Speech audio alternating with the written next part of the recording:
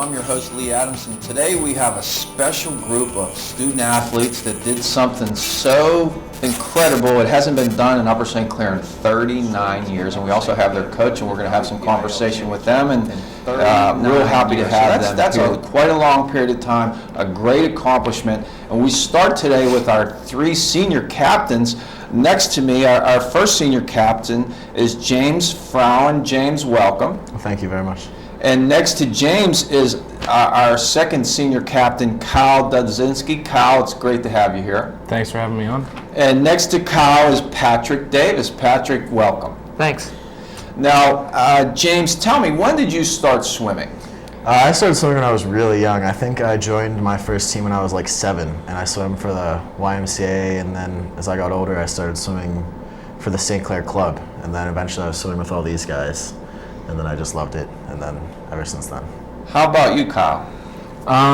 Well, I started team. I swam for Valley Brook Country Club. Started when I was 5 years old, and even before that, my grandfather had me in the water when I was a year old in Lake Erie. That's where he grew up with my mom and all of her family, and my uncles actually swam in college, so I started out really young swimming with them. And Patrick? I actually didn't start till much later than these guys. I started swimming at Valley Brook Country Club with Kyle when I was about 8, and then I didn't start really competitively swimming until I was about 11 or 12 with our swim club up at the high school. Now, James, what do you like about swimming? What's in it for you? It's so rewarding to go through all that hard work and then have your times drop and be doing well in your races, and then what really keeps me in it, I would say, is the team, and I love swimming with my friends Kyle and Pat and then the rest of the boys team, and it's just such a good atmosphere. It's like we're all a family. So basically, from the competitive side, seeing your times drop. Yeah, I really like to race. I like just the competitive aspect of it. It's a way to channel that. And how about you, Kyle? Well, I'm a really competitive kid, and I like just getting in the pool and swimming against anyone beside me, and I really like beating them. And having my team around me is a major part of what I do. Like if I was by myself swimming all the time, it would be pretty boring, so the team really helps me through, and that's why I do it. That's why I love it. Patrick? I mean, it's really just, like these guys said, you have to be really competitive to be in this sport with how many grueling hours of practice you have to put in. So really, it's just the thrill of, being better than the guy next to you. And then, like they said, it's the team.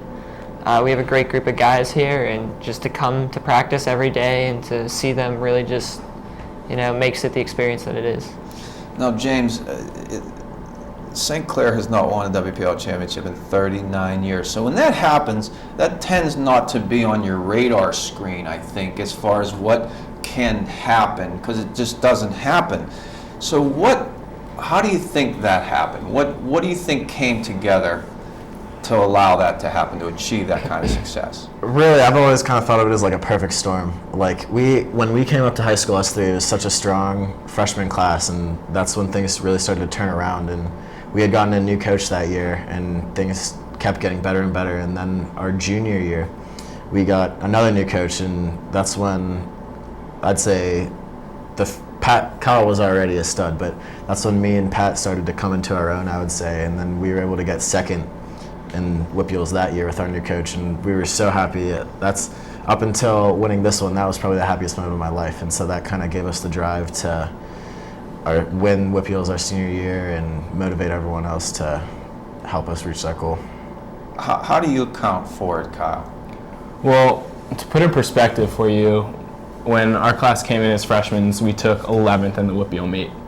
Our sophomore year, we took 7th, so an improvement there. And then, like James said, our junior year, we came and we made an even bigger jump and took 2nd place. So I think we really started off the competitive swimming in St. Clair, because before us, the kids did it more of a social hour. They didn't have the work ethic that we brought to the team, and that work ethic and that determination that we had helped us keep improving each year to where we got to 1st this year. Well, where did that work ethic come from as you guys coming in as freshmen? Where did that come from? When I was younger, I was in a lot of national meets, and James and Pat really didn't know what it was like to be in big meets until they got into high school. And I think once they tasted that success and they tasted what it was like to win, that's where they caught on, and it was just contagious to everyone else on the team. And we banded together and we won. Patrick, what do you think were the elements and the reasons for the success of this team?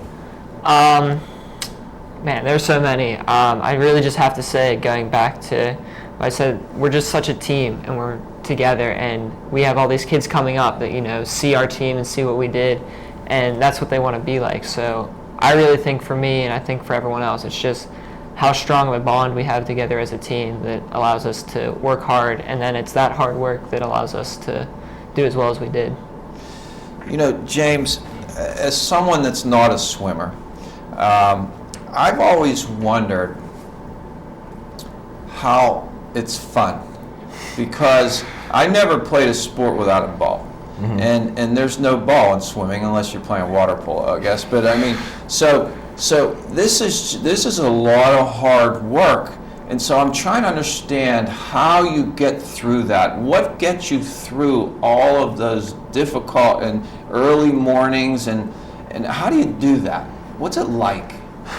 Well, I can't lie to you, it's really hard, but it's fun to succeed, and I think that's what really kept us going, and then that's how it started, and then we just bonded together and realized that it was fun when we were all doing the same thing, and when we were suffering together through all those morning practices and the grueling sets, we were doing it together, and that brought us closer, and then it all pays off in such a monumental way. It's a really cool experience. Well, how about you, Kyle? I mean, you started swimming competitively earlier, but this is not a picnic. I mean, you have to work. So what gets you to do that? You have to do it, but how do you cope with the rigor of what you have to go through, and how can you make it fun at all? Well, during some practices, try and get a really good song in your head. Just keep that playing. But swimming 3.5, 4 hours a day with lifting included, and it is really tough. But the thing that gets me through it is knowing that it'll all pay off in the end. And I myself, I love to feel like sore after practices. I love to know that I did a good job and I had a great practice, because it will pay off in the end. And I think that's what gets me through it, is the mental picture of what it'll be like when I'm swimming fast at the end of the season and hopefully winning. How do you get through it, Patrick? It's just, you got to think, I know I'm getting better. I mean, I don't think there's one person on our team or on any swim team around the country that has ever come into a practice and said to themselves, wow, I'm really excited to be here right now. I hope I get my butt kicked today. I mean, you just have to know that you're going to get better in the future, and just driving from past experience of when you have improved a time or when you've once won a medal or something, and knowing just what that feeling feels like and you want that again, is really what gets me through personally. James, do you think that the grueling practices and the time commitment needed to succeed, do you think that brings your teammates closer together? Oh yeah, it's like you're suffering and you're maybe hating the coach at that moment, but you're getting through it together, and that it's like we've all been through a battle or something, and it really helps create a brotherhood. And someone said earlier, we're like a family on the swim team, and it's really true. And do you feel the same way, Kyle? Yes and no. There's sometimes when I'm in practices and someone will say something that gets me going the wrong way, and I know me and Patrick have been into a couple of confrontations before. It gets pretty heated when you're under so much pressure and you're putting your body through such hard work, and you can snap sometimes, but after practice there's always that reconciliation. You come together, and it's just it's cyclical, and these guys are always they have your backs 100% of the time, and you just get through it. You have to. So what's your take on that, Patrick? I mean,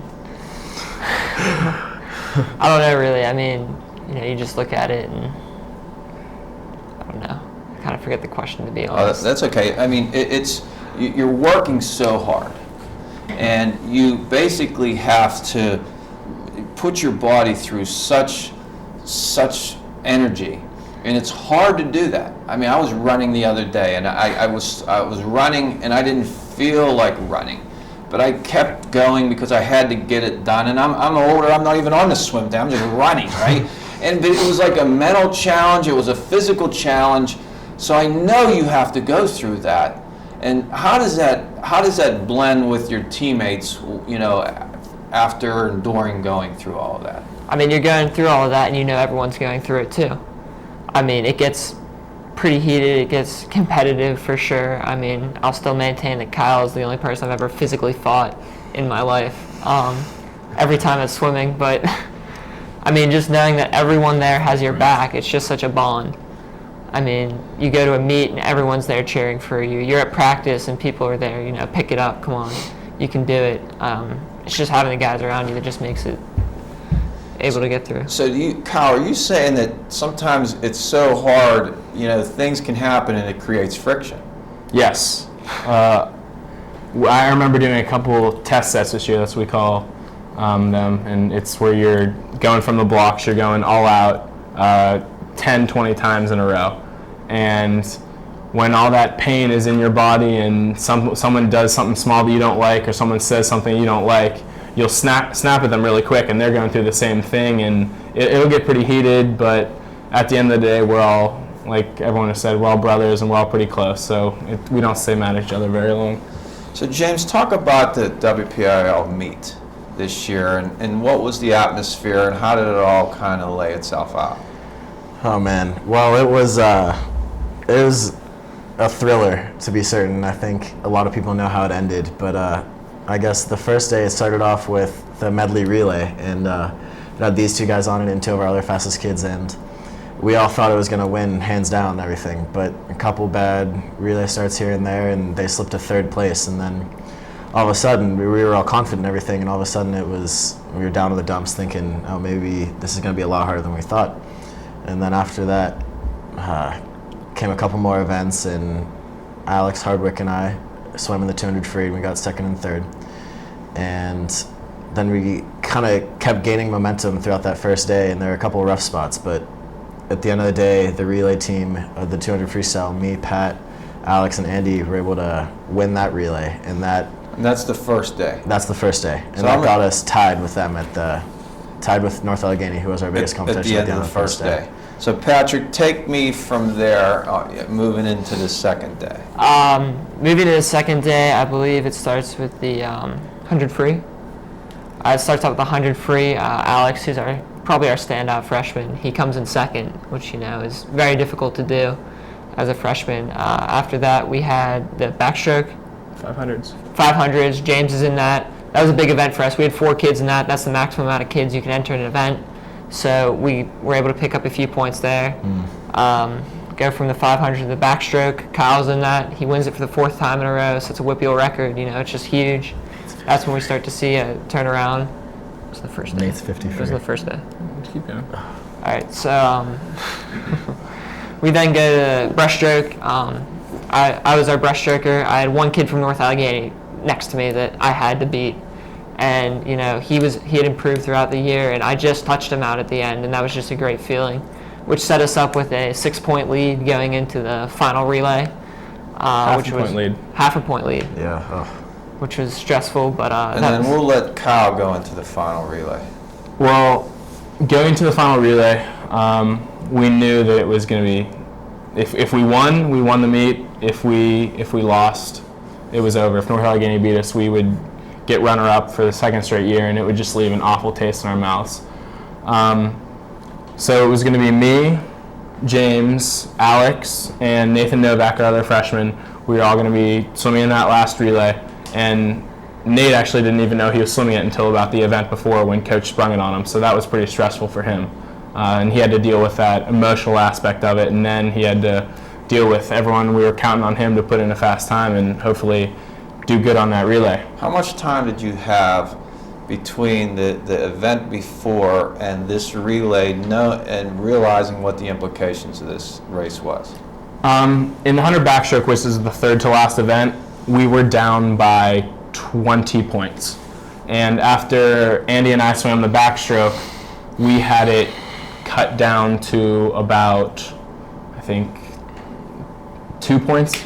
And in the breaststroke, Pat gained a couple points back. So we knew we were within a half a point, or we had the half a point lead going in. So as soon as about 20 minutes before the 400 relay went off, we knew where we stood. And that was, it was pretty nerve-wracking to know that it was coming down to that last event. Before we were swimming it, we all had to line up too. And I got pretty emotional. I was trying to get the kids pumped up, and I actually started tearing up. Had so much adrenaline flowing through me, and I wanted to win so bad, and I know all these other kids do.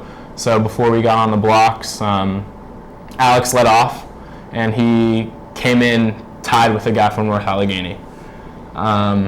James was the next person to swim, and then at the 50 mark, he was ahead by about a body length, and then on the last 50, the guy from North Allegheny caught him and passed him up by about a little half body length. And then Nate, he comes and swims, and he keeps it close. He keeps it within a body length, and then I'm going in about almost a second behind him, full second behind the kid from North Allegheny. So when you saw that, you're now at the starting blocks, and you see that you're a second behind.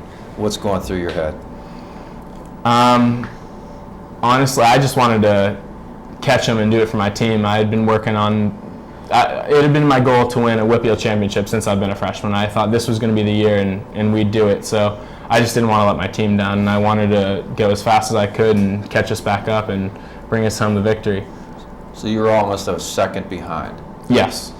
And how hard is that to do to recover that when you're going against what I assume is a pretty doggone good swimmer from North Allegheny, because they're good every year, aren't they? Yeah. Did you know who this swimmer was? Yeah, me and him are actually really good friends. Okay. I'm going to be swimming at college with his brother next year, but Matthew, who's the kid I was swimming against, he has been top 5 in the state for the past couple years in the backstroke and the IM, so he was a very good swimmer. So I was a little bit nervous also diving in the pool against him. And we turned even at the 75, so we have a lap to go. And I come up off that last wall, and I'm breathing, and I see him within a half a body length. And then a couple yards later, I see behind you or in front of me. In front of you. So, and I see him almost next to me as we're getting to the flags. And that's when I buried my head, and I remember telling myself, I can't lose this race. I have to do it. And it took me about a second after we hit the wall, or 5 seconds, to realize that the number 1 came up next to our name and that we had won. So I saw the guys cheering, and it was pretty special. Wow, that's incredible. Yeah. What an experience.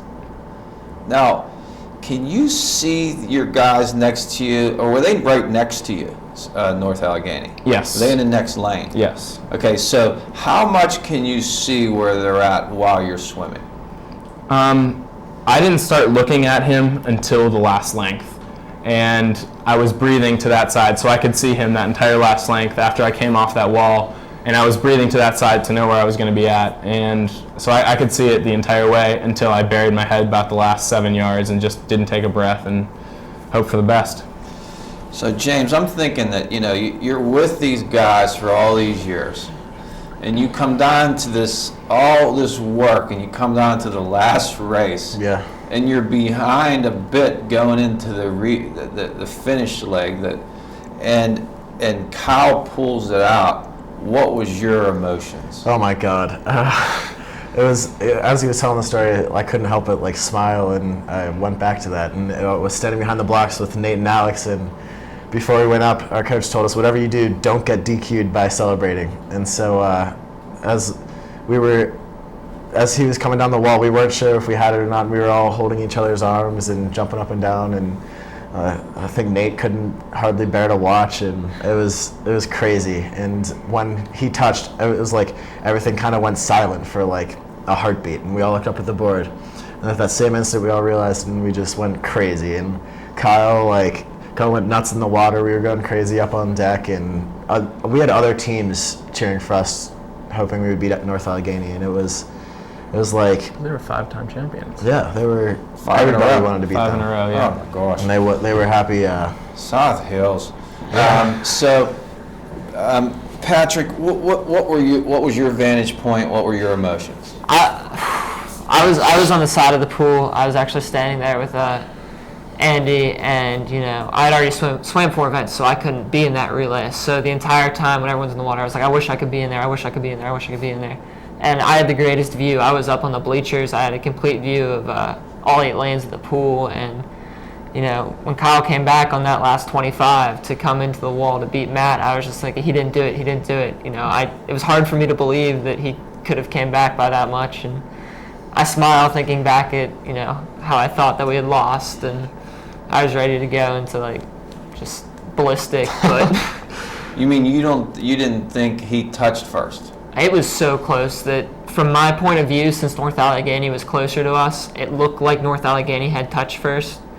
And I looked up at the board and saw the number 1, and I just started going nuts. Yeah. And Kyle, would you rather would have been the one swimming than the one watching? Actually, the week before, my assistant coach told me that it's going to come down to you on that last relay. Jeez. And you're going to need to pull out. Yeah, he said you're going to need to pull out a 44 split to win it. So we were joking about it then. And then when it actually came down to that moment, I was pretty nervous going into it. I didn't let any of these guys know. I tried to put on my battle, face as best as I could, but deep down I was a wreck. But as soon as I touched, and after the meet was over, ending how it did, I wouldn't have wanted to be in any other place, because I know these guys count on me, and it's just an experience that I'll never forget the rest of my life. I would imagine not. What a wonderful story.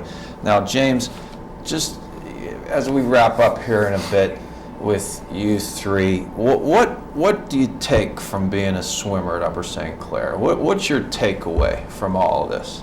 Just the lasting friendships that I've made and the memories that I have of everything, and winning is really nice, and that's something that will be special to me forever. And just all that hard work paying off and just making me that happy, it's just something I'll never forget. And it was an amazing experience. Yeah, because there's a lot of people put in the hard work, but they don't get to that goal. So you actually reached it, and you had this ascent from your freshman year. Now, Kyle, I was teaching a health class in Mount Lebanon last week, and Jan Billett is the health teacher in Mount Lebanon, and they live in St. Clair. And she was telling me, I was telling them that I was going to interview the swimming championship team from St. Clair, and she was telling me a story about her son Zach. And her son Zach was a camp counselor at what camp? Do you even remember what it was?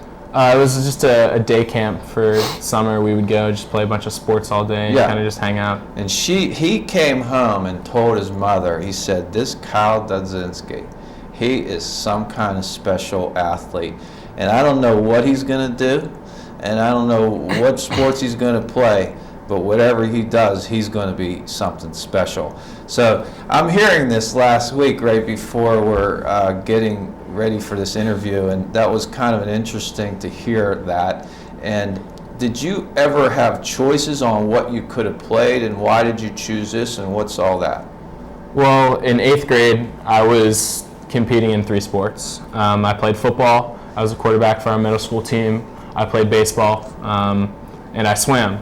And going into high school, I knew I had to choose what sport I was going to play, because it's so difficult to swim year-round and play the other 2 sports.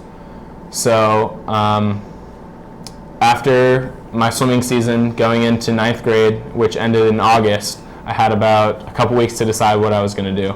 And I chose to do swimming, and the rest is history. What made you go in that direction? The fact that I knew I could get a college scholarship, potentially, if I kept working as hard as I did.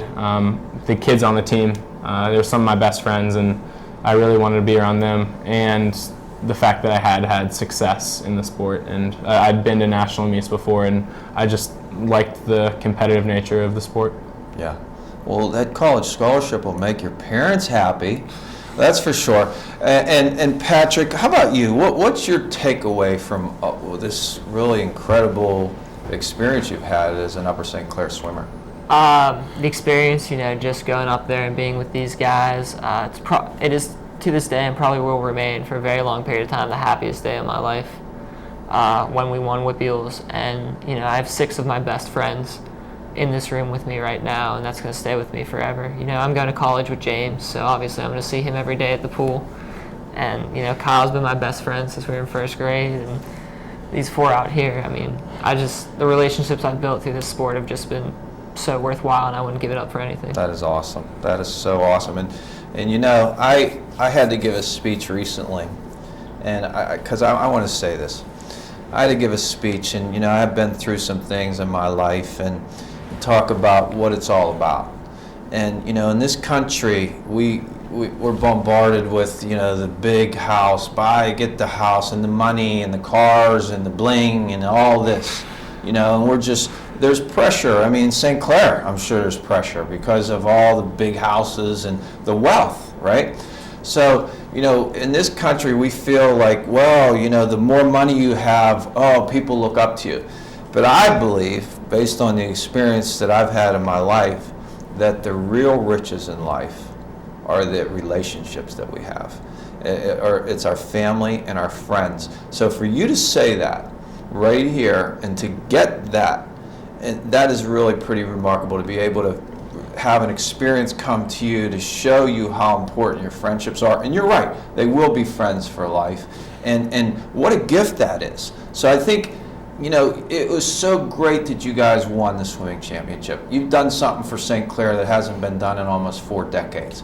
But yet I think the whole takeaway is going to be your relationships. And I think it's really great that you could see that and say that, because that's really what it's all about.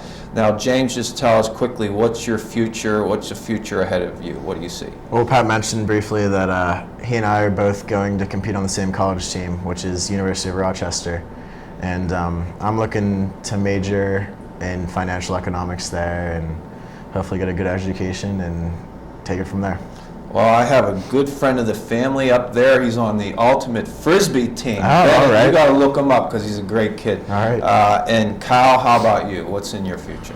I'm going to be attending the University of Virginia in the fall. I'm going to be swimming for them and pursuing either business or pre-med. So I'm going to be a Cavalier and hopefully doing some good things. Great school. Congratulations. Thank you. And Patrick, what's in your future? I'm going to University of Rochester with James. We're going to swim on the same team together, and I'm looking to get a pre-med. My undergrad degree is probably going to be in neuroscience, but I definitely want to be a doctor in my future. Awesome. That is so awesome. Well, I want to congratulate the 3 of you for all. And I know the work. The work is grueling, and for all that work to actually come down to a split second. It's an amazing story, and that's why I wanted you guys to come. I just thought this was a great story, and I want to congratulate the 3 of you for being some of the leaders on this team to show St. Clair that what is possible from the work that you put in, what is possible, and I think it's so wonderful what you did, and you and your family should be so proud along with your school, and I want to wish the 3 of you the best of luck in your future. Thank you. Thank you very much. Thanks for having us. Also joining us from the WPIAL Swimming Championship team here at Upper St. Clair is a junior, Andy Tomacek. Andy, welcome. Thanks for having me. And next to Andy is a senior, Charlie Mosca. Charlie, it's great to have you here. Thank you. Now, Andy, what was your role on this team, would you say? I would call myself the junior leader next to all the senior captains, and Charlie, all the senior leaders. I was a sprint freestyler, so I feel like I held a leading role for the sprint group, trying to get them motivated in practice and trying to get them to swim fast in meets. And I would say I was, I don't know, a lot of fun to have. So you're a fun guy. I think so. You try to be. I try to be. Yeah. I try to have fun. And fun's a good thing. Now, where'd you get the leadership from? Where did that come from? Well, a couple years ago when I was a freshman, I was probably the worst leader the world has ever seen. If someone listened to me, it was not a good decision. And then Coach Donati came to the team last year, the beginning of last year, so almost 2 years ago. And he helped me shape up, I guess, try harder, just become a better person. And so with his, advice, I still like to try to have fun, but I'm more morally conscious about my actions, I would say. So you're saying you were leading people astray before Coach Donati showed up. And would you say the astray means fun? You wanted to go have fun. So instead of like maybe working hard, let's go have fun. Is that kind of what you're referring to? Yeah, like messing around at practice instead of really getting through the set. Yeah. So how did he change you? What did he do to turn the corner for you? Well, from the moment he got there, he brought an aura of discipline, I guess, to the team, and he had us work hard. One day in the field, we did sprints after practice, just running, and I won a few in a row, and then I got tired, so I walked the next one, and he wouldn't have it. And so he pulled me aside and he talked to me, and he just got me fired up, and he let me know that that wasn't going to fly on this team and that I had to step up and take a leadership role for the underclassmen. So before that, people let you run astray. Yes. And he just put the clamps down. Right. Well, my parents didn't really, but other teachers and coaches didn't really have anything to say about that. Yeah, yeah. Now, Charlie, how about you? What was your role on this team? I was the new guy who swam the fly. Now, did you come in new, meaning you moved into St. Clair new? Yeah. And where did you come from, Charlie?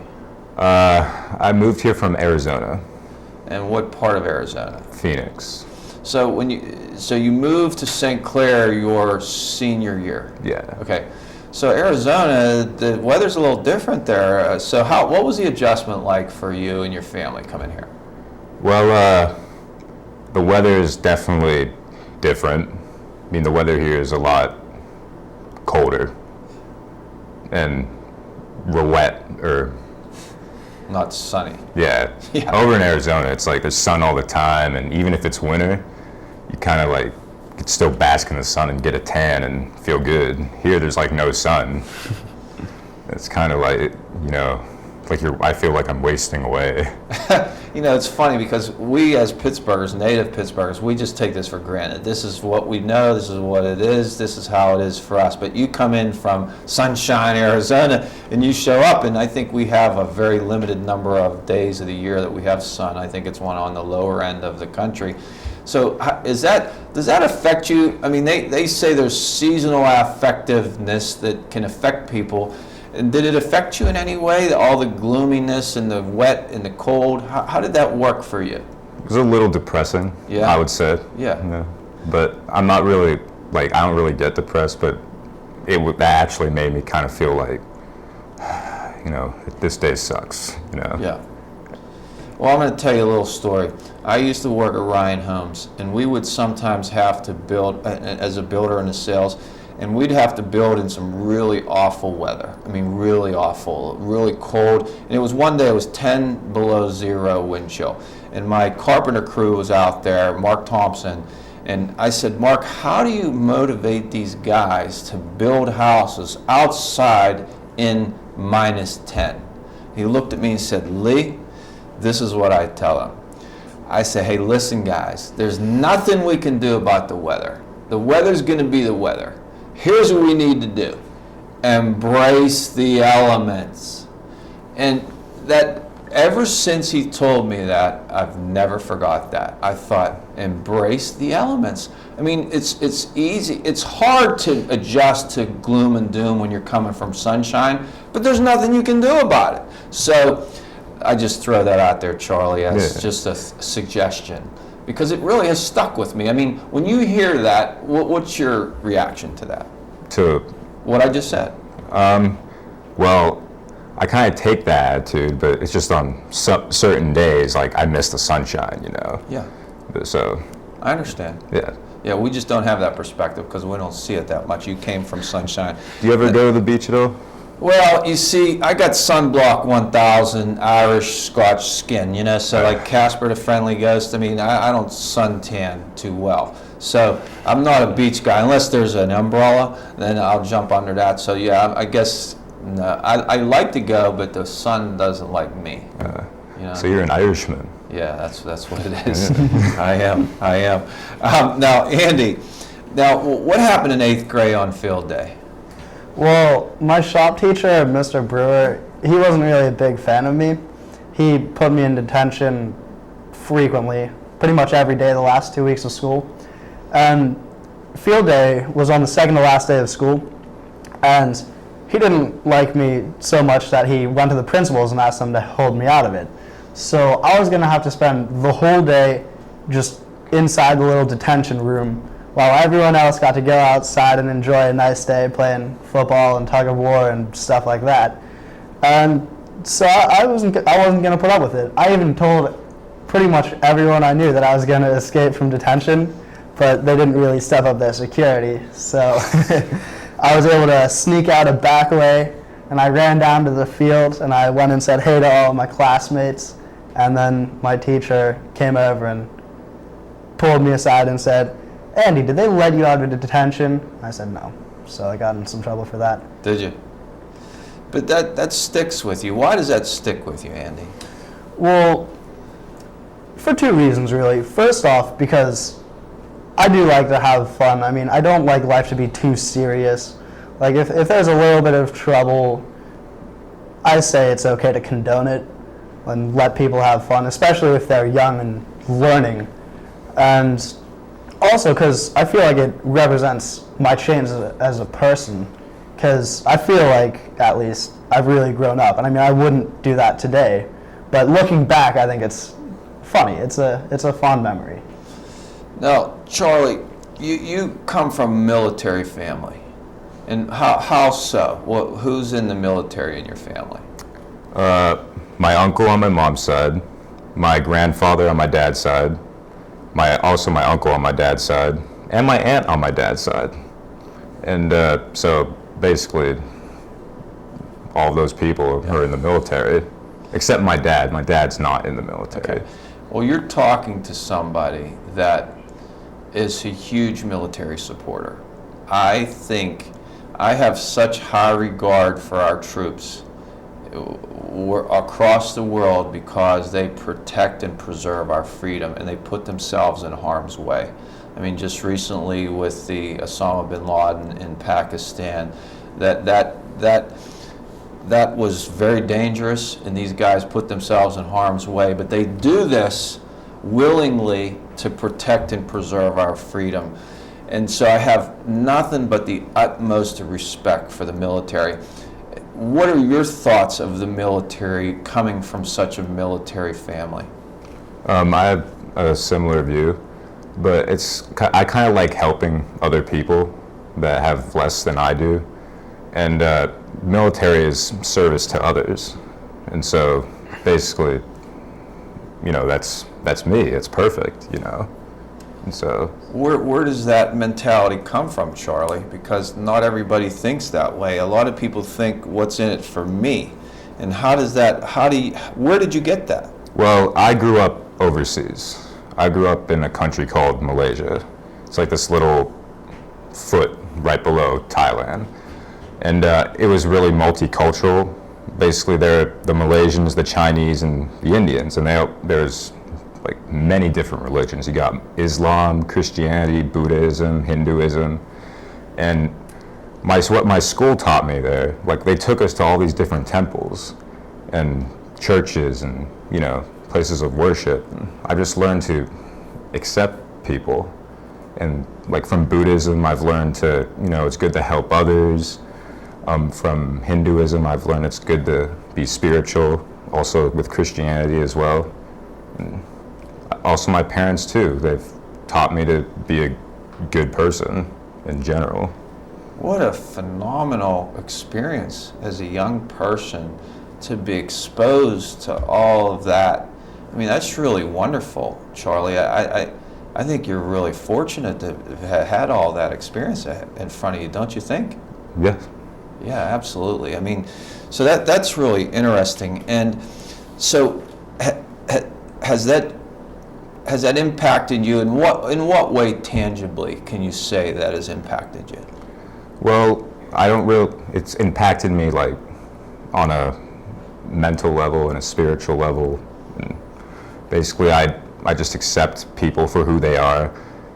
nothing really bothers me unless like I'm really tired and then because I'm cranky. But that's a different story. Like generally, like I'm accepting of others, and everyone does their own thing, and I don't try to force my beliefs on others. Not sometimes. Sometimes I get a little, I'll admit it, cranky, but then again, in the end, it doesn't matter. Like everyone should be allowed to do their own thing. Yeah, interesting. Now, Andy, do you live in the moment? Absolutely, I do. And how do you do that? I mean, people say that, but what do you actually mean by that? Well, the way I look at my life is I have enough going on right now that I don't need to worry about where I'm going to be in 5 years. Like this week, I've got AP tests, I've got a different history tests, I've got homework, and I've got swimming. So it's hard enough for me to balance my life one day at a time. So if I look at 5 years from now, it would just overwhelm me. So I honestly have to live in the moment so I can just get by, really. So if you're at a get-together with friends and your mentality is live in the moment, how does that impact you on the type of person you are around these people? Well, I'm smart enough to know that I still shouldn't make bad decisions. Like, I don't live in the very 1 second that I'm in. I feel like if I do something bad enough, there will be consequences. I mean, I do have a conscience still and morality, but I mean, I still like to have fun. I'm not just gonna say, I gotta study. So, I mean, I don't know. No, I understand. I was just trying to understand that. Now, Charlie, how you move here from Arizona, you show up at Upper St. Clair, and this is a certain type of community. So how hard was it to adjust to moving into this area, which is, a nice place to be? Well, it wasn't as hard as moving to the United States, but moving to here, like this school, I mean, it's not very multicultural per se, so it was kind of different, Yeah. So it was kind of like, Not a lot of diversity. yeah, where is everybody? Yeah. And so, like, I had to kind of get used to that, and now it's kind of just like, whatever. Everyone's like this. Okay, but how about from Malaysia? And I just met a kid from Malaysia. I was at a restaurant in Scott Town Center. He was here for a month, and he moved from Malaysia. And I thought, wow. I was thinking about that as, you come from Malaysia to Pittsburgh, but you went from Malaysia to where, Arizona? No, before that, Jordan, in the Middle East. Jordan. Yeah. And then to Arizona. Yeah. So what was the transition like coming to the United States? It was extremely hard. And in what ways? Well, the culture's different. It's more like what you see on TV and media. Everyone's a gangsta, and that kind of thing. Everyone's trying to sag their pants. Well, in Arizona anyway, not here. Yeah. And so I was kind of like, and it's not really multicultural. There's really, Christianity's the main religion, so that was different. I had to get used to new kids, like a new family kind of thing. I was used to interacting with like Malaysians, Chinese, Arabs, Europeans, just not really many Americans. Wow. Yeah. Wow, what a transition.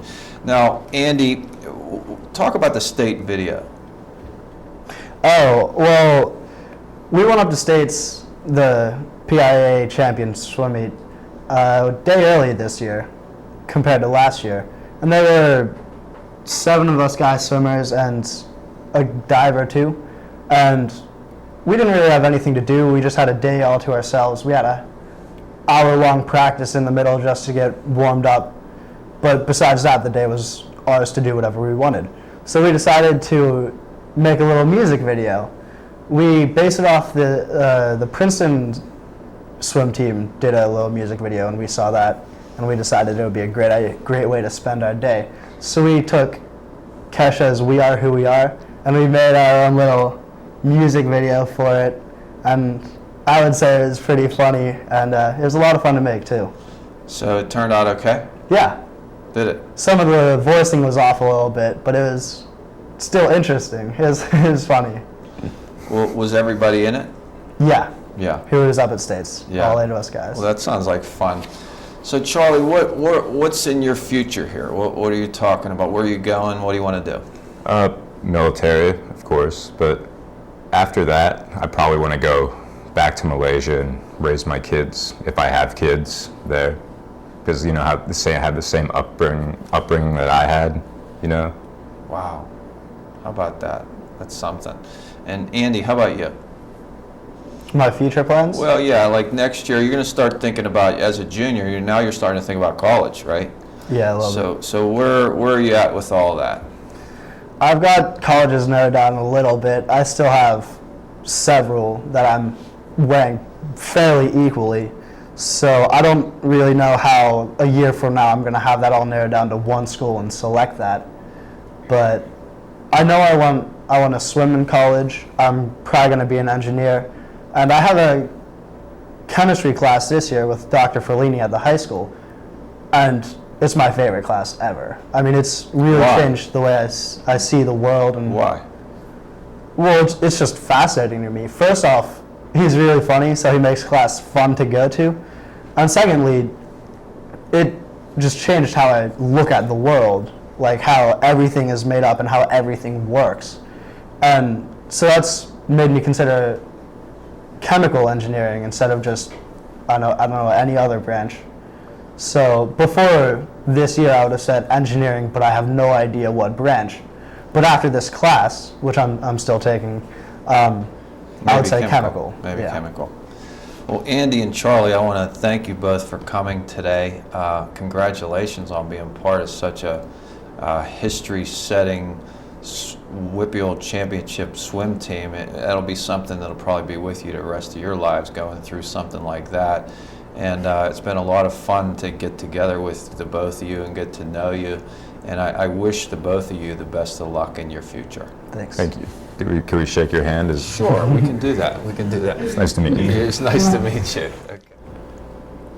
Also joining us are 2 freshmen on this WPIAL Championship swim team. Next to me, freshman Nate Novak. Welcome, Nate. Thank you. Glad to be here. And next to Nate, Alex Hardwick. Welcome, Alex. Thank you, my pleasure. So you two being freshmen, I can only imagine walking into something like this. So tell me, Nate, what were your thoughts coming into this season? First of all, you're going into high school. Well, let's start there. What was it like starting high school from junior high? What was that transition like? Well, I already knew the older guys, so coming in, it really wasn't a problem about worrying about like seniors beating me up or anything, because I know they had my back.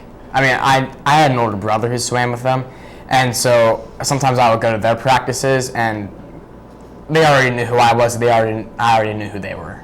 So it wasn't as hard of a transition as it could have been. Is that what some freshmen think, that seniors are going to beat them up? Well, it can be I guess some do. Yeah, I guess. I don't have a reason for them to beat me up. No, yeah, right. But I mean, it's just interesting to say that but okay, so Alex, how about you? What was your transition to high school like? It was a fun transition. It was sort of the next level, the next stage of, becoming an older person. It's the next step before college. So it was a fun sort of step up. Of course, it's a little bit intimidating because now everything, they tell you everything counts. You got to watch what you do. But it was fun. It was a fun transition. Who tells you that? Of course, parents really stress that, this is important. And, even from the senior captains and the coaches, with swimming, they told me, this is the year to work. These are the years to work for the next level, because that's really the goal. We all want to swim at that next level. And, it's stressed from a lot of different points. I like the tie, Alex. Thank you. It's working for you, buddy. It's Thank working you. for you. You too. Thanks, man. So, Nate, okay, now we get into the high school, and you knew some of these swimmers. So what was your transition onto this swim team? Because you're in with some big-time swimmers here. So Yeah. what was that transition like as a freshman? I was really worried about where I would be swimming, who would be in my lane, and if they would pass me.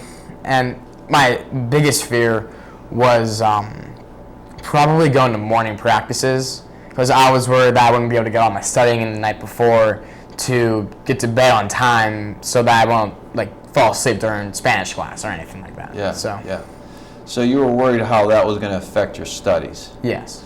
And, I'm glad you bring that up. How does that affect your studies? I mean, how do you manage school is number one, right? Yeah. That's what all the parents say. You got to do school. And now you got swimming. How do you fit that all in?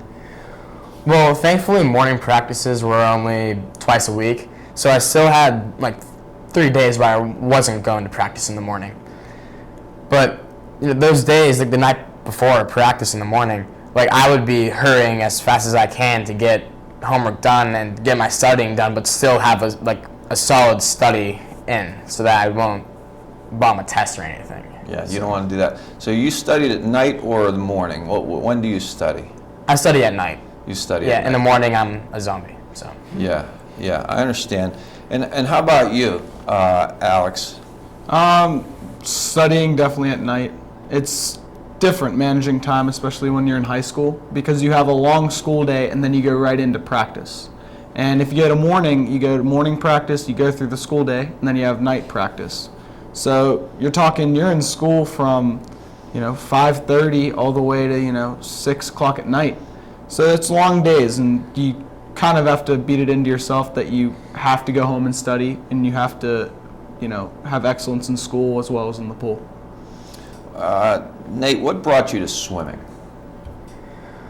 well, whenever I was really young, I would do triathlons. Not many, but there was one that I did once a year in July, and I really wanted to get better at that. And so my mom's like, well, you have the biking, you can bike anytime, you can run anytime, but you can't swim anytime competitively. And so I joined my country club, and and then I joined the USC Swim Club, and then I'm into high school, and I just fell in love with the sport every minute I was here. Well, how do you fall in love with a sport that you have to work so hard and it's so physically and mentally grueling? How do you fall in love with that? Well, a better way to put it is falling in love with the people. It's just becoming just such good friends with these people, with your teammates, and knowing they always had your back is just so important whenever doing a sport like swimming. Nate just said that, and I've heard this from a couple of other guys here today. And Alex, maybe you can try to clarify this for me. They have my back. Now, what does that mean? Well, during the high school swim season, we have dual meet after dual meet, and then when you get to the championship meet, Whip Eels and States, it's great to know that you might be swimming, in the last heat, but right next to you is, a teammate. And you know that no matter what happens in the race, if you have a bad race, they're going to be picking you up. And, if you have a good race, you'll be standing right next to them on the podium, and it's great. It came down to the last relay like you were talking about in the 400 free. And to have 3 people who you've trained all year with, to have it come down, being all together, there's nothing better than that. Speaking of that, I wonder, Nate, you go and get on this swim team, and you're just thinking, I'm on the swim team, right? Let's go swim. And all of a sudden, you get pulled into this kind of perfect storm of they're on this ascent of each year getting better and better and better, and now you're on the verge of potentially making history. How did you deal with all that? Did you expect anything like that? Well, I'm going to be honest. Whenever I started swimming again in September, from the break after the summer season, I did not expect to be in that last relay. I was like, someone else will take care of that last relay. I'll be there. I'll hopefully score some points at Whip Eels if I make Whip Eels. I just didn't think I would be in that last relay, and that's what it came down to, and I was just the candidate for it. Well, did the coach spring that on you at the last minute? Not necessarily. I knew about an hour before the race. Oh. So the last hour. So you had all kinds of time to prepare. Oh, yeah. No, so, but whenever that came to you, and then you saw that this relay was going to basically decide the whole ball of wax, what were you thinking? Oh no. Yeah, and whenever coach told me that I was on the relay, I was like, wait, what? Like, I didn't expect it. It was kind of I mean, I knew someone had to be on the relay, Yeah. and I knew it was between 3 of us. Yeah. And whenever I did the best in the 100 free, I went to see coach, and coach was like, you know, Nate, you're going to be in the relay. And I'm like, okay, I guess so. And I was just, it was an emotional, like, roller coaster, I guess. I don't know how else to put it. Yeah. So when you're up on the start, were you the first leg or the second? I was the 3rd leg. You were the 3rd leg. So you're standing on that starting block. What's going through your mind? Did you realize the magnitude of the moment? Yeah, I mean, it was deafening loud. It was, I mean, I couldn't hear myself think.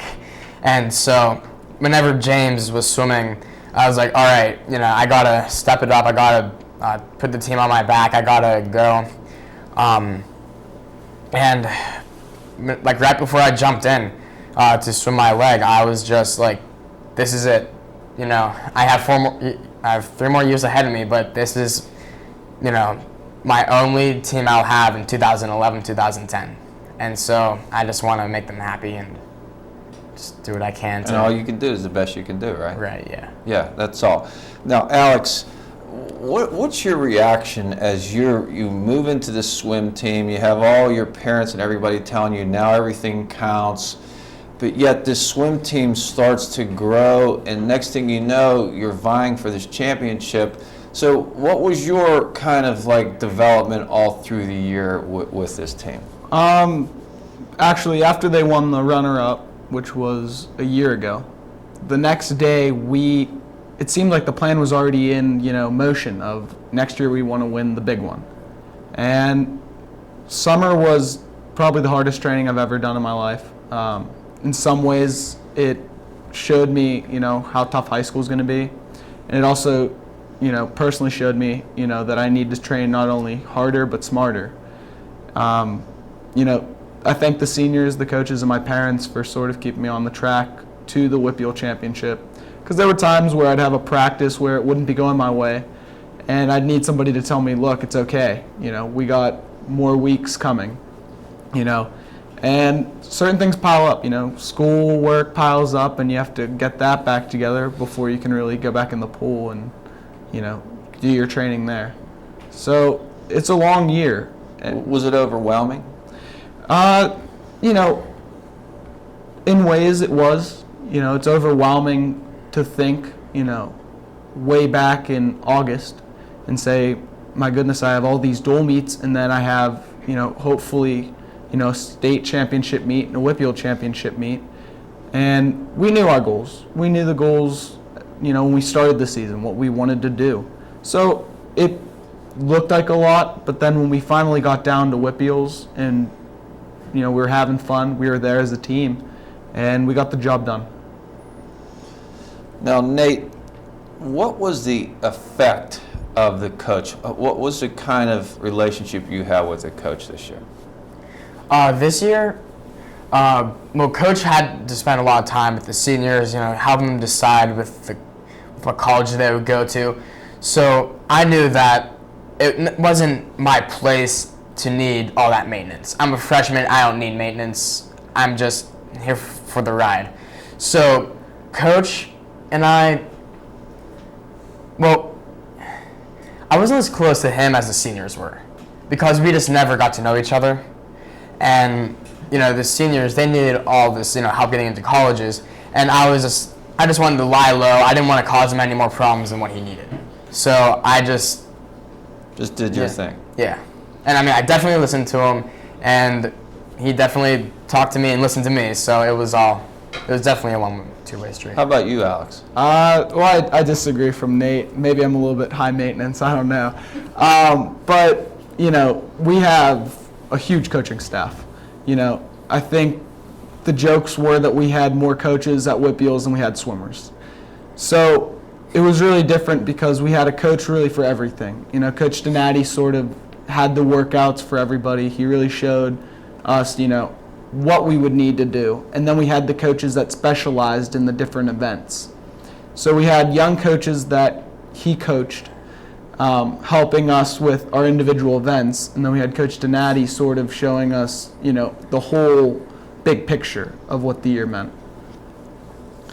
Now, Nate, talk about the seniors and the upperclassmen and what your relationship was with them.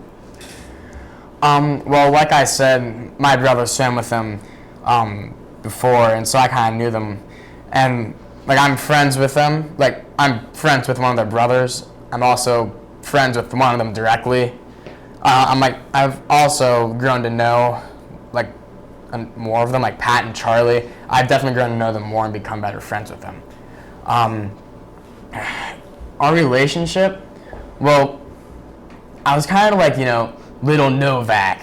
And so they kind of treated me better than the other freshmen, I want to say. And so I kind of felt bad about that, but I wonder why you got better treatment. I don't know. I wish I knew. You're just a nice guy. I guess so. Maybe. Well, how about you, Alex? How did you get along with this? Andy was somebody who I trained with almost every day in the sprint group. So we sort of had the funny relationship of the funny sprint group because Andy likes to have fun. So we like to sort of, practice hard, but, not take it too serious. I practiced with Kyle and James for, a good bit of the year. James, really helped me, finding paces for the 200 freestyle, which helped me at Whitbeals and States. And, Kyle's pretty much the enforcer of the boys' team practices. He sort of sets the tone at the beginning of practice and usually follows through with it. So, I feel like every single senior taught me a different lesson about something I could take to the next, year and through my life. Well, speaking of that, Nate, as you move up, off the bottom of the food chain, so to speak, and some of what you've taken from these senior leaders that have really made history here at Upper St. Clair, do you see your roles changing as you move up the ladder? Certainly. I feel that my role as someone who's just lie low is kind of done now. I'm kind of the person who has to start taking up a leadership position because above me we just have Andy, and no doubt he's a great leader, but you can't have one leader on the team. You need a solid leader, and just because I'm a sophomore, I'm not going to take on too much of a leadership because that would be overstepping my boundaries.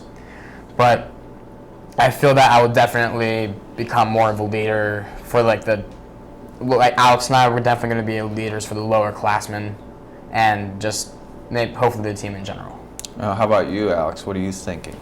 There's gaps that need to be filled. We're losing, 4 amazing seniors this year, but we're also bringing up new and better swimmers.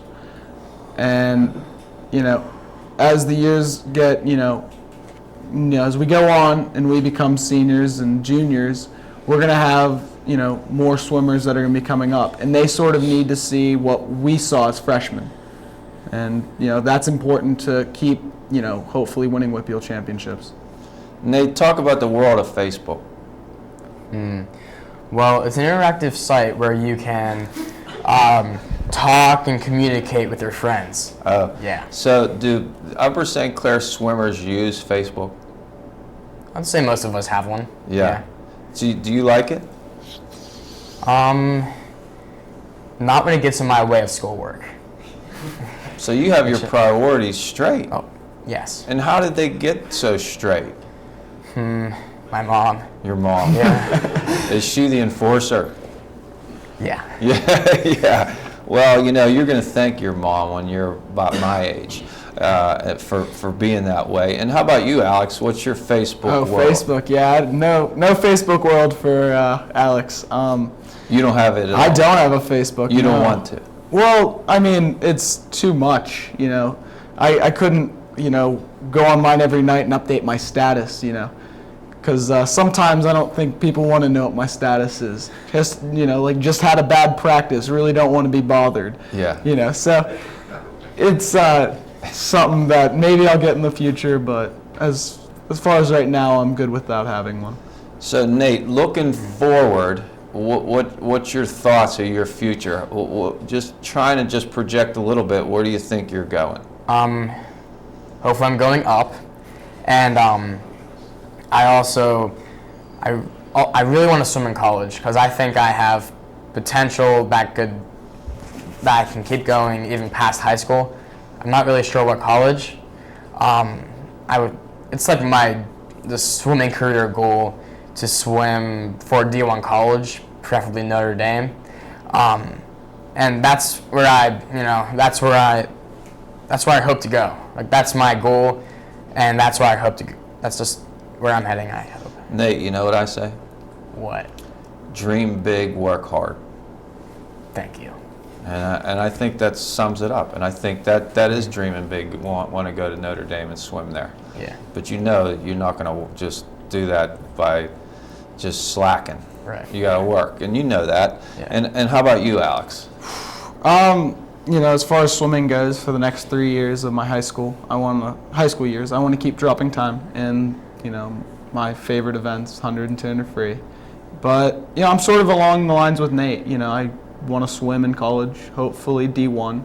And, you know, education too. You know, I want to keep, you know, getting good grades and hopefully, you know, get a good degree and follow that through the future.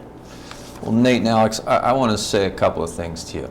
First of all, I want to congratulate you on being part of this really historical team that you were involved with, and to be two freshmen to have a role with this must feel very special.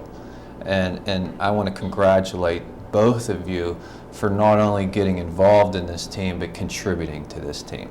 And what a wonderful experience it is to start your high school career. And I want to wish you the best of luck as you both move forward, and I'm sure you could be able to do whatever you want, whatever you set your mind to. But there's one other thing I want to say to both of you. You know, it's very rare that I get freshmen coming on our show, because we do a lot of shows with high school kids, they win championships, basketball, swimming, football, whatever. And it's very rare that I have freshmen come here. And I have to, as you were speaking and answering my questions, I was just struck. I was thinking to myself, if I was a freshman in high school, I don't think there's any way in the world I would have been able to express myself as well as both of you did. So that's a credit to you, your family, and all of your surroundings. And I think both of you have a really bright future, and it was really great to spend some time with you. Thank you. And our final guest this evening is the head coach of the WPIAL swimming championship team, boys swimming championship team from Upper St. Clair, Coach Tom Donati. Coach, it's great to have you here. It's great to be here. It's a big honor. Well, you know, I just had a chance to spend some real quality time with your swimmers. What a group of boys you have here. Yeah, it's a special group. I mean, every one of them is so unique, and they're just awesome, and they love coming to practice, and you know, and I think the majority of them, you know, love when I walk through that door every day, and you know, it's a good place. They love when you walk through the door? Well, you'd have to ask most of them, but I think they love coming to practice. So I think, you know, when I come to the door, I feel like, you know, it's me, but I think it's just those guys being with each other and being part of the team, and it's just a unique group. Well, you know, we talked about this with some of your swimmers and about how difficult practices are. And, you know, I try, as someone that's not a swimmer, to try to get where the fun is out of it, because it seems so tough from a mental and a physical standpoint. Listen to the Kyle talk about he wants to come home and he's sore, and to do that you have to really put yourself through it. So it's kind of interesting just from the outside to hear you say they like coming to practice, and yet it's no picnic. Yeah. I mean, it's one of the, and I've said it for many years. I mean, there's not too many sports you don't hear this guy say, I'm going to go play swimming. I mean, you play basketball, baseball, football, but swimming is work, man. So these guys are participating in this activity. I mean, they are working every day. So, and it takes a special, person to do that. And so when those guys come there and they know we're going to get to work, but they're going to have fun doing it. And I'm sure for the last hour you saw that, their personalities, they love being together, and they have a goal and a drive, and no matter what swimmer you are, the Kyle Dazinskis of the world or the beginners of beginners, swimmers are unique. Either your head's looking at that black line every day, and there's not much going on underneath that water that keeps you occupied besides that drive. And that's what makes swimmers so, awesome. Do you think that's what brings them closer together, the rigor and the gruel of the workout? I think it's a part of it. I think it's, each of those, most swimmers have a drive inside that they want to, swimming's a very individual sport. So that's a part of it. But I think the part with these guys is, they hit the wall, they just worked for, 50 yards, 100 yards, but they're, somebody's going to crack a joke, somebody's going to do something funny, and they're going to talk about, who God only knows what they're going to talk about. But I think that's what makes the work easier for them. And, and I've coached for 20 years, swam for 10 years, and now I see my daughter swimming, and I think, boy, I want her swimming, because I know what these guys go through. I put them through it, and hopefully someday they're sitting here or where you're sitting. It taught them life lessons, and that's why I do this. Well, where did you swim? High school, I was at Bethel Park. And then did you swim after high I went school? to Westminster College, swam at Westminster. And then you decided to coach. I decided to coach, and actually I started coaching here for one summer 21 years ago, Upper St. Clair. Wow. I coached, my first job was here. And what's in it for you? I mean, it's a lot of hours. You're not getting rich. So what's in it for you, the coaching and all the time you spend?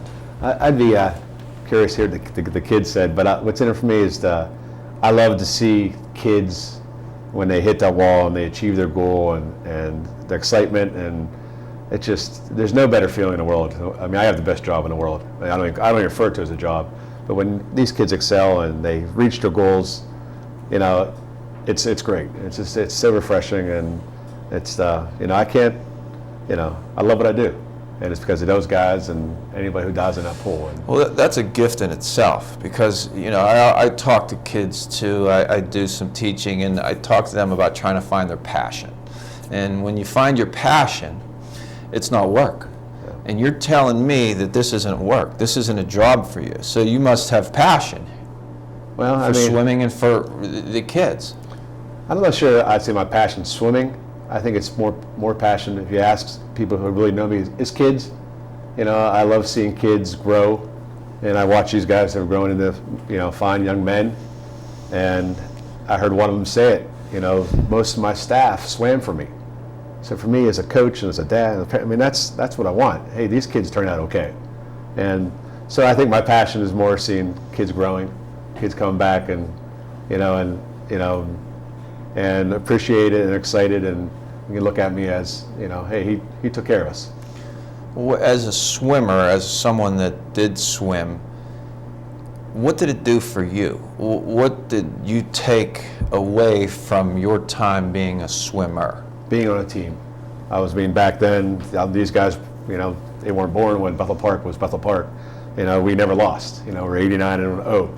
But what it was for me was, I was the Nate Novaks of the team. I was the guy who was, I'm going to swim in a relay in the morning, and maybe I'll swim on at night. So I was that guy who was riding the coattails of everybody else. But more importantly, it was just my buddies, my best friends, and it helped me become who I was. And and that's what swimming is all about. And that's what these guys have developed and have done over a short period of time. I mean, swimming's teaching discipline, it teaches you structure. It's just, I can't really, you have to have your day lined up. My day starts at 4:15 in the morning and gets done by 11 o'clock at night, because, I work full time and everything else, and that's what these guys are learning. And that's what swimming does for everybody. Well, discipline and structure can take you a long way in life. Yes, And swimming just forces that, it does. or you don't swim. Yeah, you don't. Even when I'll never forget when I was at Pitt, coaching Pitt, college men, I know we always knew when March 15th rolled around, when the swimming was over, academics was going to be an issue because they lost their structure, they lost, they knew when they had to study. Now no practice, and we always knew this is the time of year we had to make sure that they were hitting the books and going to tutor time, but that just shows you how much swimming does for you. It makes you, like Alex said, budget that time wisely. I think most human beings don't do well unstructured.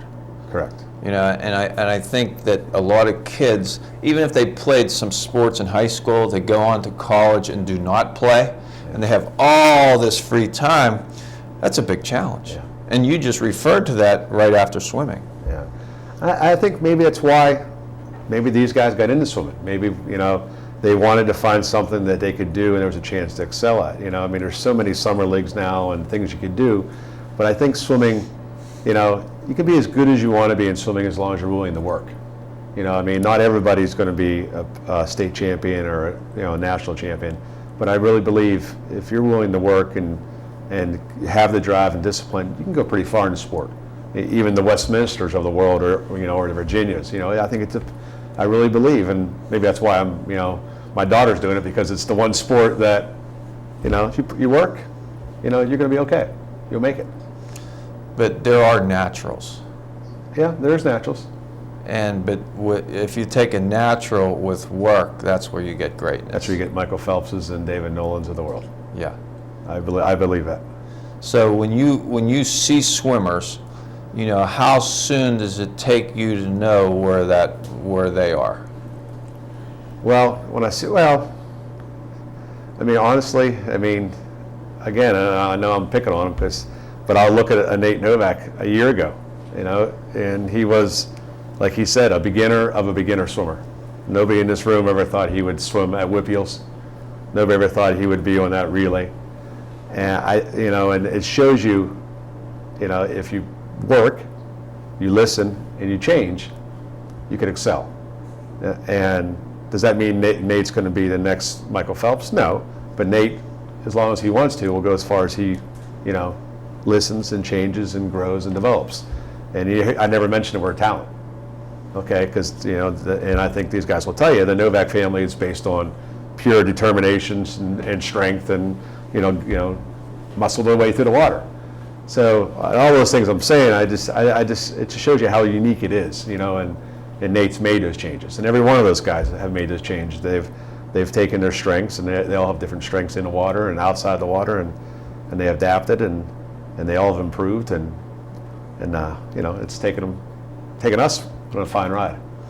Who influenced you as a swimmer? Wow. So I got to think about it. Who influenced me as a swimmer? I'd have to say my coach, and the legend. Again, these guys want to know who he is, Pat Campbell. I'm sure you know who he is. He influenced us, and it was a little bit different back then in our day, when we swam. And How so? I swam, and hopefully, he doesn't see this, but I swim more out of fear. That if I didn't do this right, we were going to get yelled at, get thrown out of practice, and Well, it was old school. it was old school. Kickboards, and same probably in the classroom. The nuns would hit you with a ruler, and the coach would hit you with a kickboard. So we were scared. I hate to say it, but we also had a lot of pressure on us too. 89-0, and Butler Park swimming was Upper St. Clair football back then. So he was a big reason why I swam, because nobody else in my family did it. He's the kind of guy who told me, I'll never forget it, my first letter to go to college is at Westminster, and I read it, and it was a little Amish town, and I threw that right away, and he So I went up to visit one time, and I'll never forget. I told my mom, I said, "Don't even stop the car. I'm not going here." But I'll never forget. On our way to, we were going to Clarion for meet. Pat Campbell said, "You'll go to Westminster." I was like, "Yeah, I'm not going there." And what I do? End up going to Westminster. So I would say him. Okay, so you swim for a guy that was tough, old school, used fear to motivate. Yes. And so, it's hard for me to understand how you're going to go to practice and really put yourself through all that, and yet this guy has a big stick in the background. And so, where was the positive sides to all of that? The positive sides? Oh boy. The positive sides, I mean, was we were winning. Yeah. We were having fun. We were growing as swimmers. It was a unique time back then for swimming. The amount of pressure that we were under was, but I guess my point is, every day I coach today, everything I've done today is, I remember what it was like back then.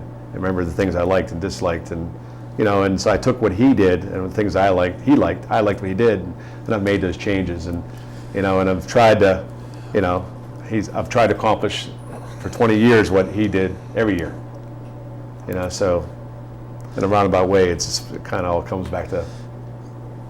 It's funny you say that, because I grew up and I played baseball and basketball, and it was old school. It was old school fear and yell. And just yell at you and fear, and that's how it was. Yeah. And so I remember moving to the South Hills, the suburbs of the South Hills, because I went to Penn Hills, and the suburbs of the South Hills. And I walk in, there's a soccer thing going on for little kids, and my kids start to get involved. And I hear people encouraging these kids. I'm thinking, wow, I mean, this is like another planet. Yeah. Because I wasn't used to that. Not that I was going to start yelling at 4-year-olds, but I mean, I just thought, this is different. Something changed here over this last 10 or 20 years. And so how was that transition for you? Or can you even remember how that all changed? I mean, I just think our society's changed. I think back then that was expected. I think, my mom and dad, they were like, it was morning practice, and, I was expected to go. And sometimes I walked, and if I wasn't there, I was in trouble, and not from my parents, from my coach, and it worked well for me because I needed that structure. I needed the hammer to come down on me. But I think as our society has grown and changed, you can't do that anymore. I mean, you can't do it in the classroom, you can't do it in the pool deck, the field, all those things. But I think it's good. I think I look back at it now, and I think, I was fortunate enough to swim in college and to have fun and see that. And I really have a philosophy, when I was at Seneca and when I came here, is I want these kids, there's life after Upper St. Clair. There's life after Tom Donati. And they're going to swim in college, and they're going to get an education, and then who knows, not too many of them are going to be professional swimmers. And I think it's good. I think they have to want to swim for themselves. I don't think in the 21 years people come back and say, that, hey, I swam for Tom Donati because I was scared of him. I can't sit here and say that I was swimming for Tom Donati, 30 years ago, because we weren't. We were swimming for Bethel Park and the tradition, So I've seen that change. Well, I know myself, when I went to start to coach my kids, and I would see all this more, I guess we'll call that positive coaching, okay, because there is a movement out there for positive coaching. So I would see all this, and it kind of rang true to me. I thought, yeah, these kids are trying to just learn something. Yeah. They're trying to do something they've never done before, yet we're trying to teach them, and why not encourage them? Yeah. Because that'll make them want to continue to try, but yet that wasn't the case back in the day. It was a different time. So it rang true to me, but still some of that old school is still inside of me, and I'm guessing it is in you too. Yeah, I would think that, and if Upper St. Clair would those kids say that they see the old school in me, probably not, because I know it's a different time, it's a different era. I'm still, I refer to it my honeymoon. There's days that the old school may come out, but it's different. I feel more now I'm a teacher when it comes to coaching. I guess the best thing, if you ask all these guys who coach with me now, and they tell these guys the horror stories. He said ever since Coach got married, he's changed. You know, I don't know if that's true. You know, if I've calmed down since I've got married or been a dad, but times have changed, and I think it's why I'm still in the profession, because I've changed. Well, Andy said he saw your old school. Yeah, first couple days of practice, or first couple days on my. Oh, that's okay. But Yeah. it's all good. Now, you've coached boys and girls. Correct. So what's the difference between the two? Wow, what's the difference? I mean, it is. It's at all levels is a big difference. I'll be honest, it's much easier coaching boys Because? you could throw an old school at them. I could say, "Hey, Kyle, do it again." Okay, in the same sentence, Kyle's a sister. I said, "Brady, do it again." It'd be, it could be tears, it could be upset. It's just emotions, and it's the gender. So the boys are much easier because, I can come in and have a bad day, or I could come in and lay the law a little bit. 5 minutes later, they're having fun.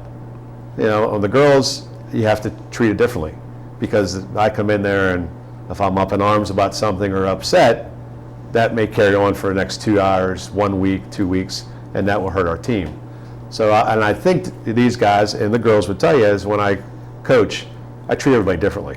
I'm not going to treat, every kid the same way, because some kids I know can't handle Coach Natty old school, okay? Or some, and back to the girls, you have to taper them differently. It's a whole different, you have to, you can train them all together the same way for most of the year, but then in the year, they're not as muscular as these guys, not as big, and so there's a lot of different, there's a science to that part of it too. But what I do love, which is different from Butler Park, is that we work together. Girls and boys are in the same group. I guess I'm the chief or whatever I am over everybody, but everybody works hand in hand. And we said from day one, this year more than ever, if the boys win and when we win as one. And the girl, and I'm sure the guys would tell you, their biggest fan was the girls. Okay, and so, do I treat them differently when it comes to those things? But as the big picture, we're one team. What are the elements of, just in general, of a championship swimming team? What are the elements? Well, first of all, when I look down and my average height of my boys' team is 6'3", 6'4", I mean that's huge. I mean I have a bunch of athletes, so that's something that I was given 2 years ago. But more importantly is the drive, the goal. One of the kids said it last year was we had a fun year. Nobody knew about Upper St. Clair. We get second. I think 2 people in the world thought we'd get second, and one of them sitting there, and the other one's right here. And then they did. I mean, these guys, we came back from Whitfields and after states, and they took that trophy and they sat it right here, and they called the 8th graders in. I'll never forget it. And they told the 8th graders, see this trophy, and they all, Google-eyed, looked at it, and they said we want the real one next year, and it starts now. And for a year and 360 some days, every day, I thought about it, because I've been, thinking about how are we going to win this? Can we win this? And I'm sure they were thinking about it. And I think for, I'll be honest, for 20 years I've tried to achieve that goal. I never could until I walked into this. But I think the thing that I learned most this year more than anything else is that it just takes everybody to contribute. And every one of those guys did. If Charlie Mosca doesn't walk on our pool deck this summer at Mount Lebanon, we don't win. If Nate Novak doesn't do what he did, or Alex Harwick, or James, or Kyle, or our diver. So everybody on that team was a factor. Even the guy who showed up the first day and who couldn't swim. And I thought, well, he's got about 2 days here with us. And guess what? He's still swimming today. So it's everybody. It takes everybody to win. And this, I could talk forever how we did it and who did it and who helped, and and I've said it when Kyle touched that wall on the 400 relay, it was a storybook ending. It was, you couldn't wrote it up any better. Our year, from going undefeated, from winning a section title 38 years later, to winning that race. It came down to the end. We halfway through the race we were in 4th or 5th. At that point, What was going through your mind then? honestly, Yeah. well, a lot of things. First of all, my brother calls me king of runner-up. I've been runner-up 4 times. So I'm thinking, here I go, I'm going to lose again. That's what I'm thinking. Halfway through, I'm thinking, I blew it again. And at that point, I think I was on the ground, and like the kid said, I'd never seen anything like it, how loud it was. I just thought, I can't believe it, we didn't do this.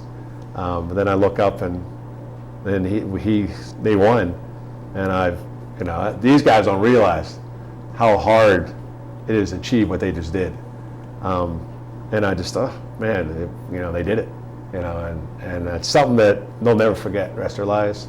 I still remember my first one when we won as a swimmer, and it was just a storybook ending, and I'm so fortunate, and I think they know how excited I was, and I think most of the time they probably they won it for me because they said I knew that I've tried too hard to win, but either way, it was awesome. So where do you go from here? That's a good question. I lose 4 seniors, well, 5 seniors. We're going to get better because the foundation's been set. These seniors they've believed. I mean, I think they've had 3 coaches in 4 years. So here I come in, and we win this year, and I got to give them a lot of credit. If they don't believe and buy into it, we're not sitting here. That's for sure. Where do we go? We're only going to get better. I mean, the girls now are 5th at Whippeals. They're all coming back. The boys are young.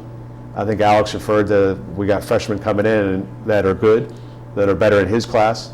So Upper St. Clair swimming it's only going to get better, and it takes everybody. I mean, we have I'll walk up that pool tonight and there'll be 100 kids in there, and from ages 6 to 18, trying to do what these guys just did. And it's just been an unbelievable run. We're going to keep getting better, and I'll keep changing. And I added something new this year to the program, which I never thought would work, and it did. Did they tell you about our yoga and Pilates? No. 2 days a week. These guys, these men, boys, will go up in a room, and I bring in a yoga Pilates instructor and a young lady, and she works some yoga and Pilates. And I think it's unheard of, especially in the Whippeal swimming, that but I believe it's a big part of our program, what we did. Again, it's these guys believing in me, trusting me, letting me do something like this. Where'd that come from? Where'd it come from? Luck, honestly. I've read about it, but I never thought we'd do it. We, a little bit this summer, we saw Mount Lebanon doing it. We tried it. I thought, this looks pretty good. I read a little bit. Some of the girls asked for it, to do some different things. And then once I, introduced her to the program and I saw what it was doing, I thought, bingo, this is what we need. And so for 2 days, at least 1 hour a day, for the whole year, I would bring her in, and then I would close the door and let her be coach. And then they got to see somebody besides me and the rest of the staff. And I saw these guys at Whippeals, doing the breathing and relaxing, and it really helped them relax. The amount of pressure they were under is, unbelievable.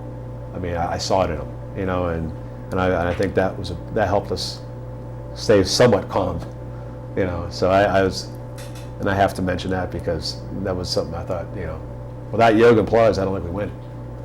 So you think that helped the pressure? I think it helped them relieve the stress.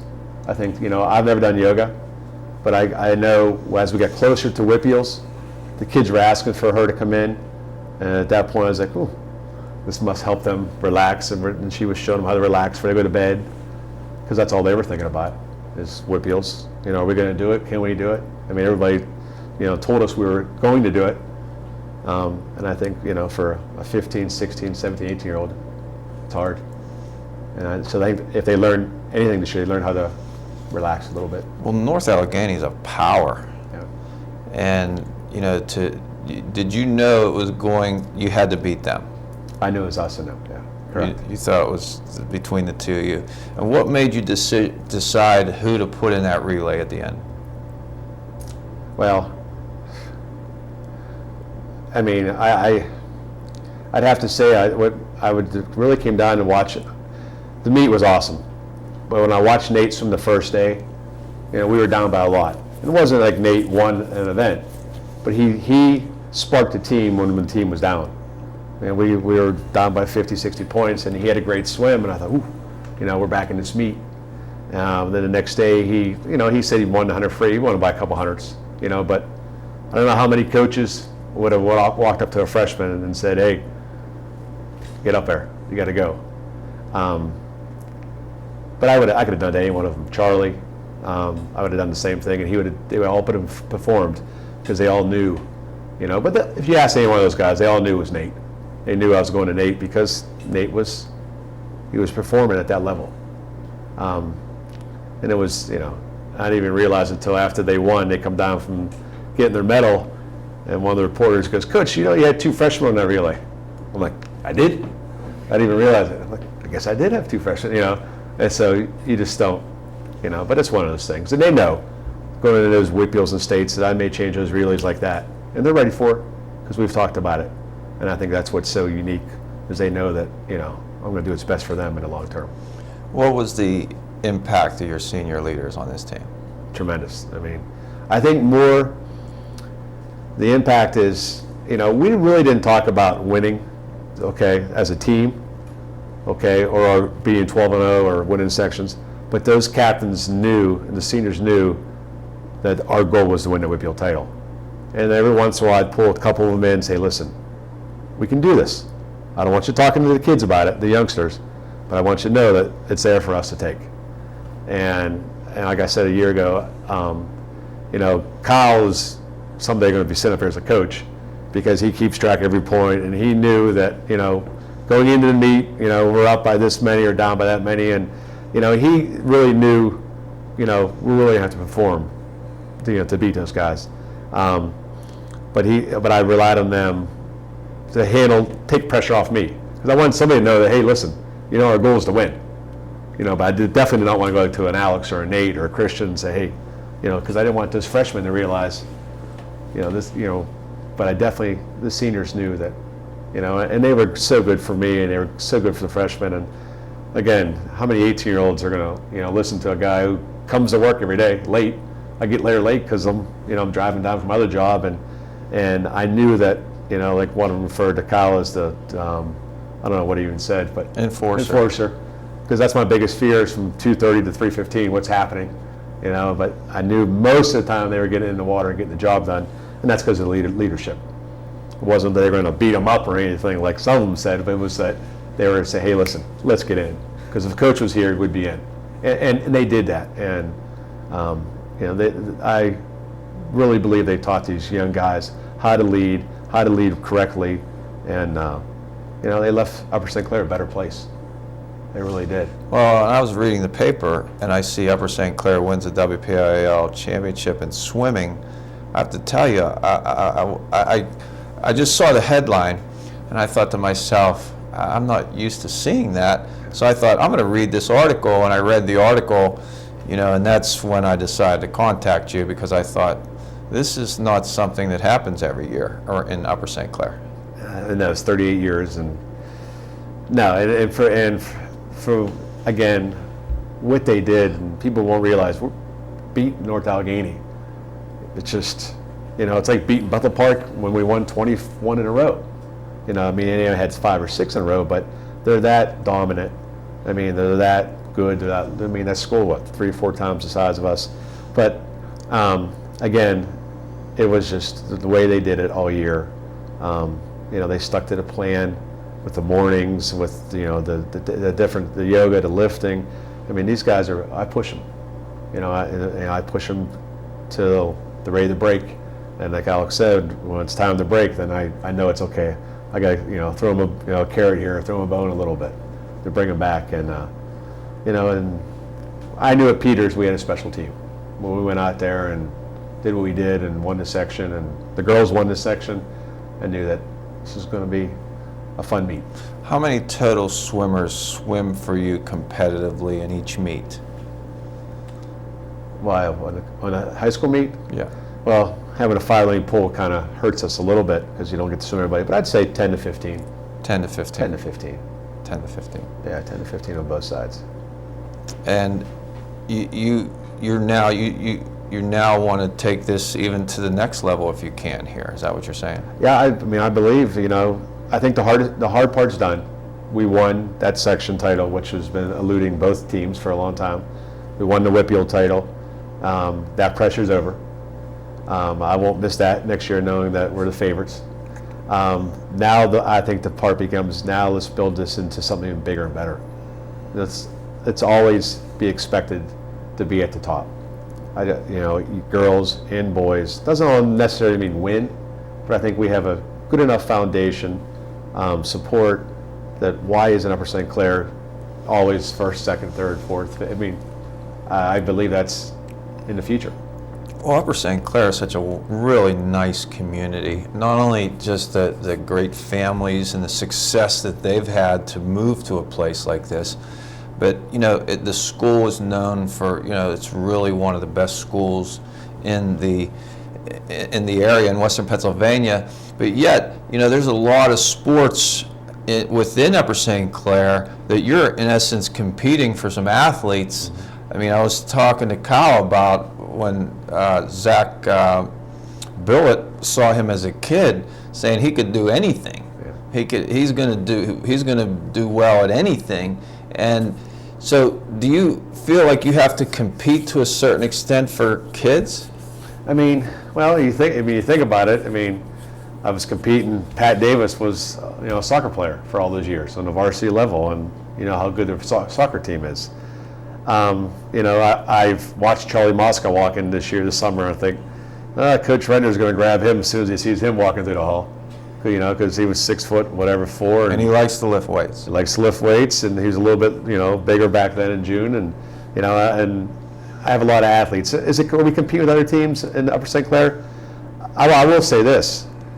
A year ago, I used to walk through those halls, come into the pool, and I didn't know a lot of people. These guys and the girls have made a statement that Upper St. Clair Swim Team is now a very proud part of Upper St. Clair High School. No doubt about it. There's teachers and guidance counselors. It's, this has been an amazing ride. It's been really fun, but I'm more excited that these guys are getting respect for what they've done, how hard they work, and what they have accomplished. So, the answer said no, there's no competition. I think it's just now they have an identity which they well deserve, and I'm excited to represent them. I was living, my neighbor, he told me a story. He was telling me about his son. He told his son, I want you to go and dig this tree up because we want to get this tree out of here. So he gave him a shovel and a pick, and he said, go to it. He looks out, 10 hours later in the day, this kid's still digging.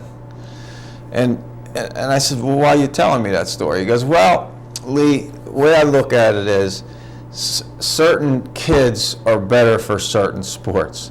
And he said to me, he goes, right then and there I knew he's a wrestler.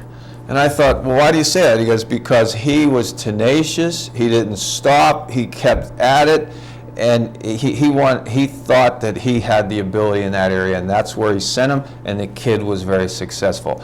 So I think swimmers, there's some similarities to that because swimming there's no ball to throw or hit or shoot or kick or whatever. It's just going, what do you call it, on that line, or just looking into the pool? Looking at that black line. Looking at that black line and you go. So there's just a lot of real work, and I think in talking to some of your seniors about the challenge of the mental and the physical challenge, it's both. Yeah, it's both. And to get those kids on that focus, that's, I guess, your job, right? Well, I think I guess, I wouldn't say it's my job. It's maybe I'm the guy who's making sure we're staying in direction. But I think it's mostly comes down to it's their I don't want to say job, but the leadership, the seniors, the captains, the juniors. They help each other get through that, because it is. I can never, how many years I swam, I can never say I enjoyed going to practice. I really can't. And I don't think they would sit here and say we like going to practice, because they know what's going to happen. But I think it's different because they know what's at the end, and that's hard to explain to anybody who's ever swam, because like you said, wrestling, it's another one. You don't play wrestling. You don't go out and play cross country. And those are three sports. When you show up to practice, it's work. It's work. And I know football and basketball, I mean, you got to work to be good, but come on, we're going to play pick up 5-on-5. That's fun.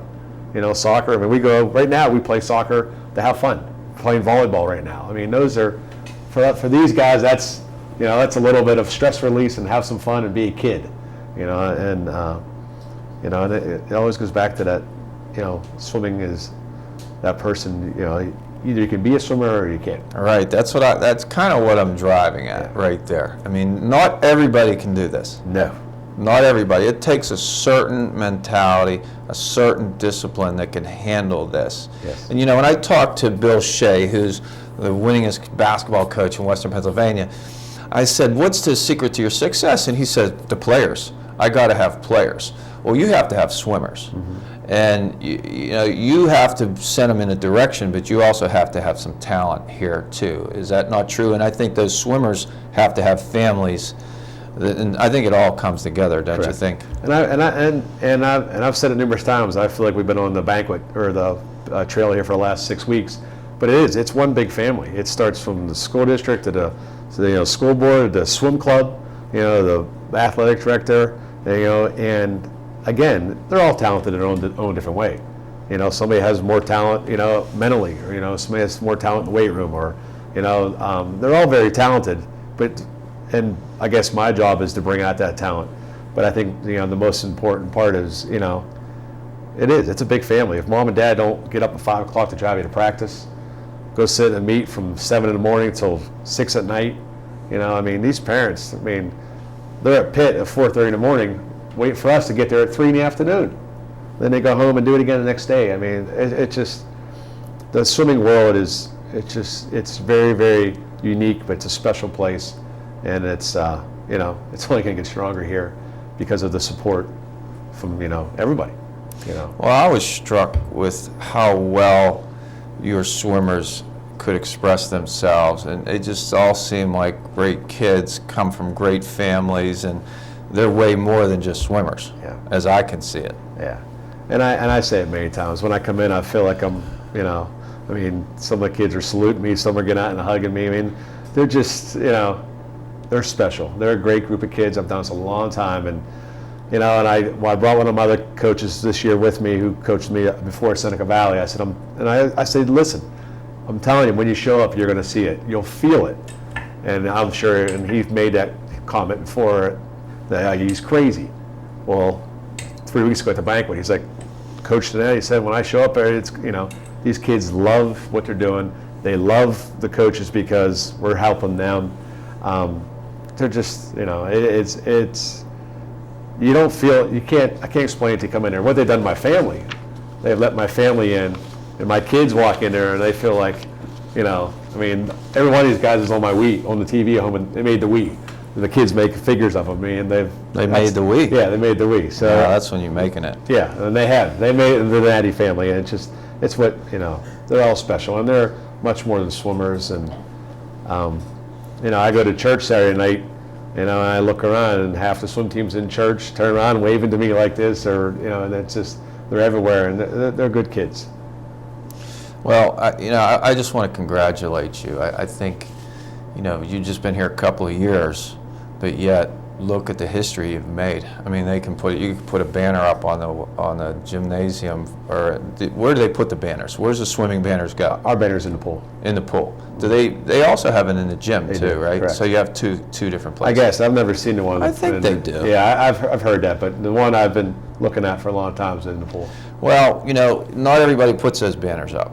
Only one team gets to put those banners up every year from the WPIL. So I think your swimmers are going to be able to come here for years and years from now and be able to point up to that banner and say, I was involved with that. And that's a pretty special thing. And you finally, after 20 years, got a chance to do it. And it was interesting to read about how you and the wife and the change of clothes for the next day. Just talk about that for a moment.